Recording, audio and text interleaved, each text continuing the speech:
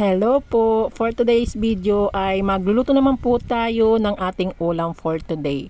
Magluluto naman po tayo ng butter garlic shrimp. Medyo maliliit lang po itong nabili ko pero pwede na po itong pang ulam. Linagay ko na po pala ito sa fridge kasi kahapon ko pa po ito nabili. Pag pamalingki ko po, nadaanan ko po. Medyo maliliit lang po ito pero okay lang kasi maliit naman po yung ating budget. Hindi ko na po ito kahapon nahugasan kasi po pagod na po ako sa pamamalingki. Kaya linagay ko na muna po sa ref. Pero ngayon dahil wala po tayong ulam for today kaya huhugas na po natin at lilinisan. Aalisan po natin ito ng mga biguti at ng kanyang mga paa. At yung dumi niya po na itim na linya po sa likod. Simulan na po natin ang paglinis po nitong hipon. Aalisan ko muna po ng mga biguti at ng paa. Mamaya ko na po aalisan ng dumi sa likod.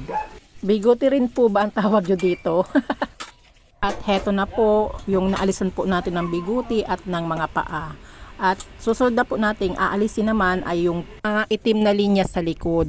Na karaniwang inaalis po ito dahil sa mapait po or lasang buhangin po ito.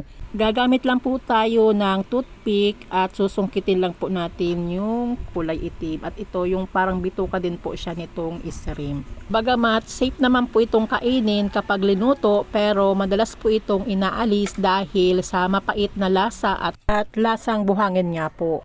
Pagkatapos po natin itong maalisan ng dumi sa likod, ito po ay huhugasan na po natin.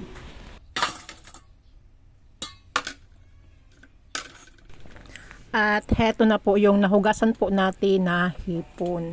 Maglalagay na po tayo dito ng 290 ml na Sprite. Ilagay na po natin dito sa hinugasan po natin na hipon para po mababad na po ito at lalong masarap at malasa po ito. Ibababad ko lang po ito ng mga 30 minutes. Takpan muna po natin at iset aside. Habang naghihintay po tayo sa nakababad po natin na hipon, magpiprepare naman po tayo ng mga sangkap na gagamitin po natin. Gagamit na po ako nitong manual na food cutter para po madali pong madurog po itong bawang. Pero bago ko po ito ilalagay dito ay tatanggalin ko muna po itong nasa dulo nitong bawang para madali po nating mahiwa-hiwalay at mabalatan. Habang nagbabalat po tayo nitong bawang, sa mga hindi pa po nakapag-subscribe sa aking channel, pa-subscribe naman po, pa-like na din po at pa-click na din po ng notification bell para parati po updated sa mga bagong video ko pong i-upload. Salamat po. After po natin itong mabalatan na bawang, i-chop na po natin. Gamit po natin itong manual na pang chopper. Mas maganda po talaga na mayroon po tayo nito kahit manual lang po kasi madali lang po tayong makadurog. Lalo na kung medyo marami po ang gagamitin po natin na bawang. Kung gagamit pa po tayo dito ng kutsilyo, matatagalan pa po tayo sa pagdudurog. At heto na din po yung nadurog po natin na bawang. Isi-set aside muna po natin ito at sisimulan na po natin ang pagluluto. Ilagay na po natin itong pan dito po sa kalan at bubuksan na po natin yung apoy nito. Kapag mainit na po itong pan, maglalagay na po tayo dito ng 100 grams na butter. Medyo malakas po yung apoy natin kaya iset lang po natin sa medium heat. Haluin na po natin para hindi na po madiretsong masunog. Hindi naman po. Masyado lang pong mainit na po yung pan natin. Kahit hindi pa po masyadong tunaw po itong ating butter, ilagay na po natin itong pinagdurog po natin na bawang. I-mix na po natin para po maiwasan pong masunog at para pantay-pantay po ang pagkakaluto po natin ng bawang. Ang bango! Maglalagay na po tayo dito ng 1 and 1/2 tablespoon na tomato paste. After po nating mailagay, mix po ulit natin para mag-combine na po dito sa ating bawang at butter. Maglalagay din po ako dito ng 30 grams na oyster sauce. After po nating mailagay, i-mix po ulit natin. Ilalagay na din po natin yung pinagmarinate po natin dito sa hipon, yung Sprite po. Sasalain lang po natin at kukunin lang po natin yung sabaw po nito or yung Sprite. Maglalagay na din po ako dito ng 1 and 1/2 tablespoon na breadcrumb.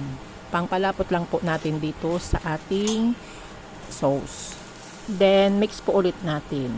Pwede din po kayong gumamit dito ng cornstarch. Tunawin nyo muna po sa tubig. Maglalagay na din po ako ng 1/2 teaspoon na durog na paminta. 1/2 teaspoon na asin. At mix po ulit natin. Hanggang sa mag-combine na po yung mga sangkap na nilagay po natin. Dahil medyo natatabangan pa po ako, kaya maglalagay po ako ng seasoning. Optional lang po ito. Pwede po kayo magdagdag ng asin na lang po kung ayaw nyo po ng seasoning. At ilalagay na po natin itong 1/2 kilo na hipon. After po nating mailagay, i-mix na po natin para po mag-combine na po dito sa ginawa po natin na sauce.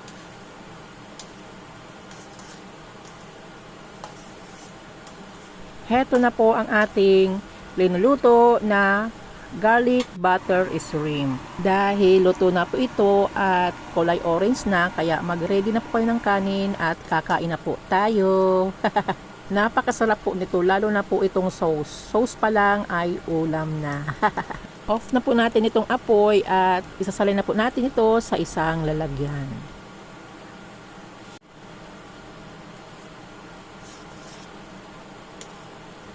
Siguradong mapapa-only rice naman po tayo nito.